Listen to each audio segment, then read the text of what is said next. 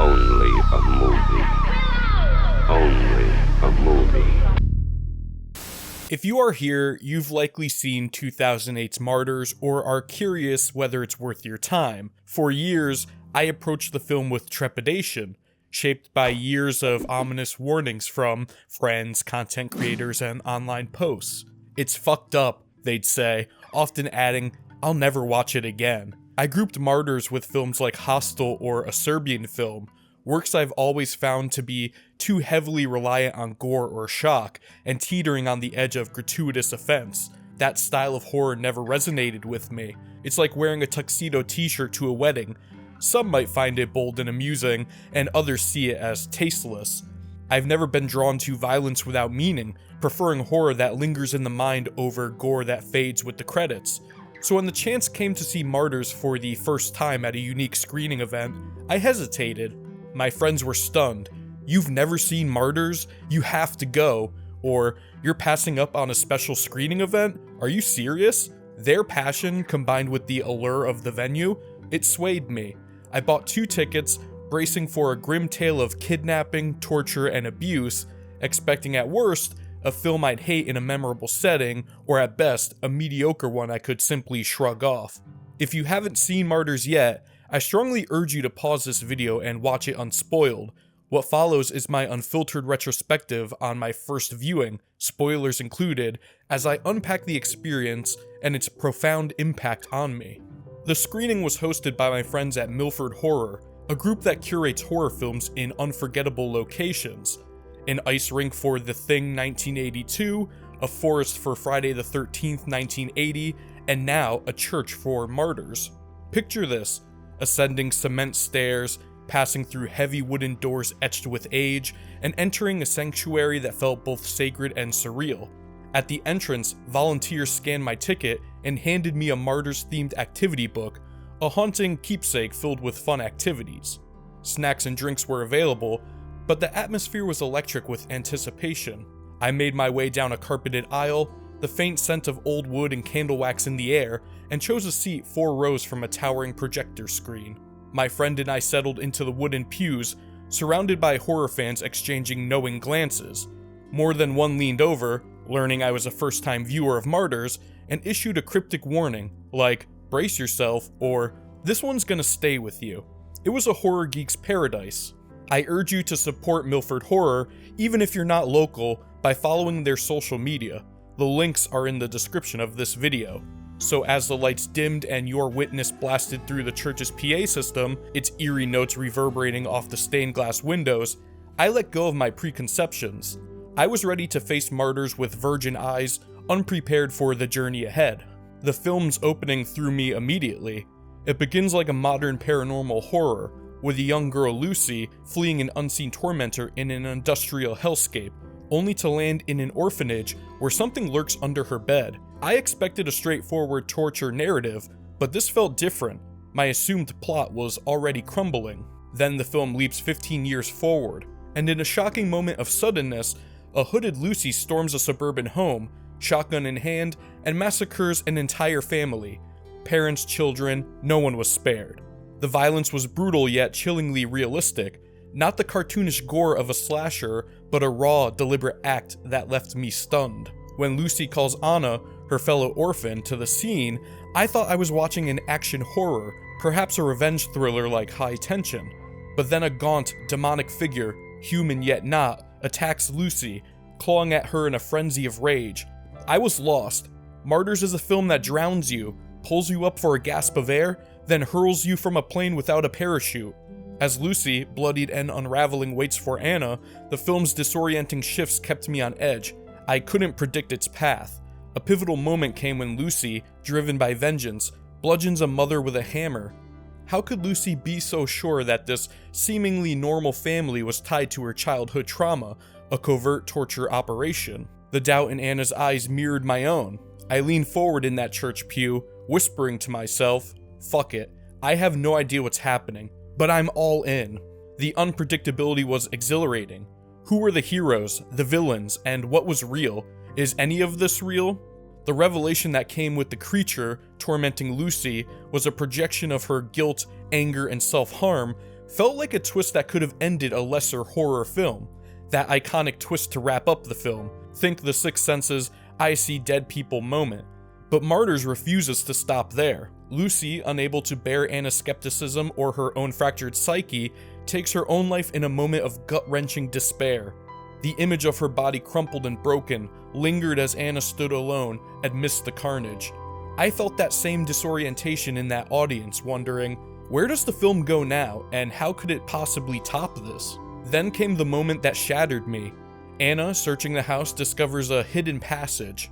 Photographs of tortured souls line the walls, a grotesque gallery of suffering. At the end of this descent, she finds a woman, nude, emaciated, scarred, and chained, her eyes blinded by steel clamps.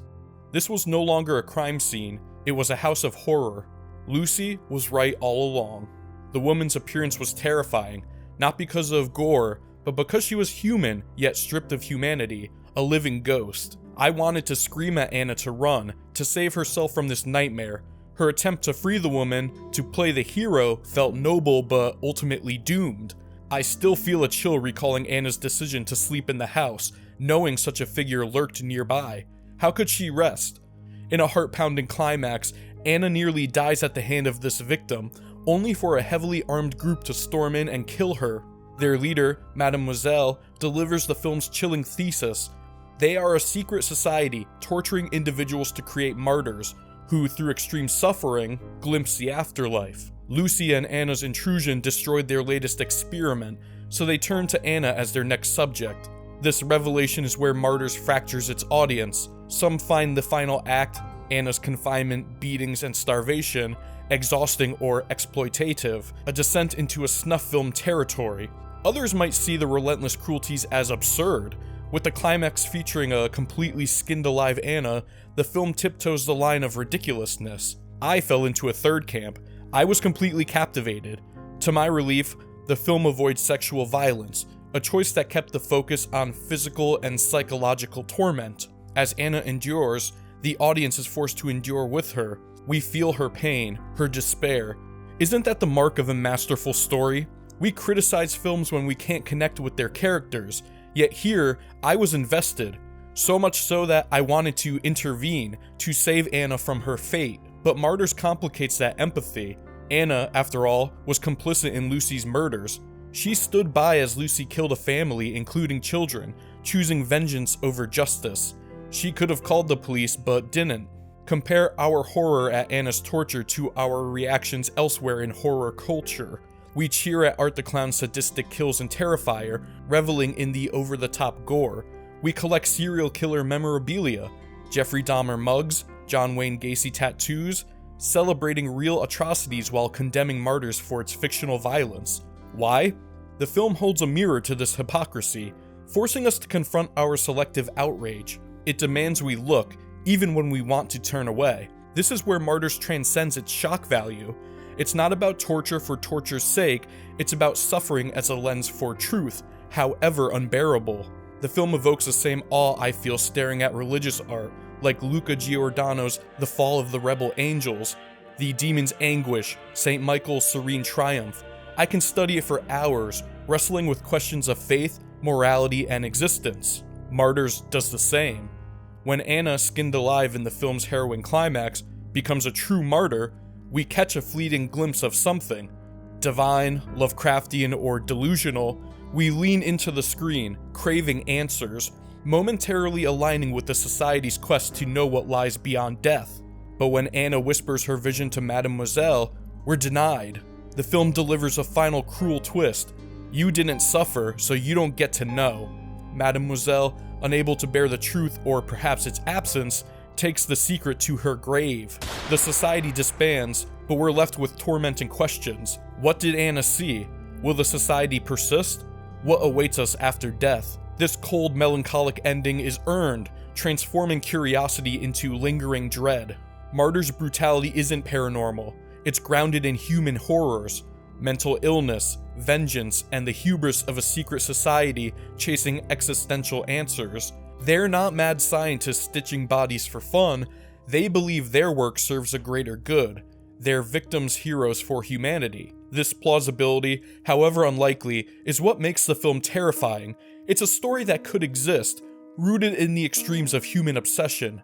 For me, Martyrs resonates like horror classics I've covered on Dread and Terror, films like Texas Chainsaw Massacre 1974, where raw realism amplifies terror, or Rosemary's Baby 1968, where the horror lies in betrayal and powerlessness.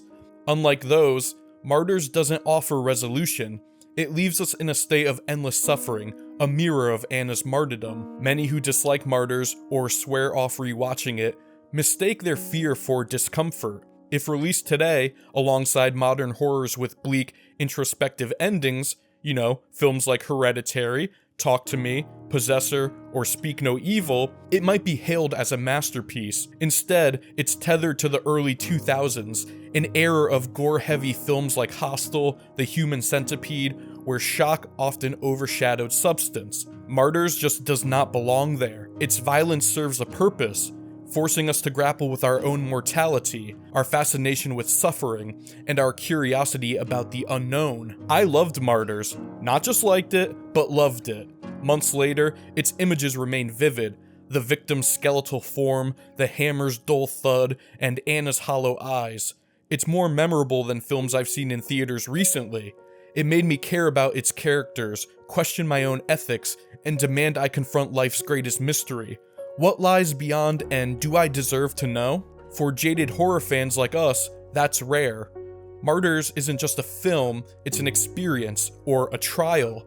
Its reputation as a shocking, divisive work fuels its legend, but its power lies in the ability to make us suffer alongside Anna, to question our place in the world, and to leave us haunted. Horror fans who warn others about it, myself included now, find a strange thrill in its infamy. It's a badge of endurance, a shared secret among those who faced it. I look forward to rewatching Martyrs, not because I revel in its violence, but because it demands introspection. Its legacy endures, intertwined with our lives, as long as we can bear it.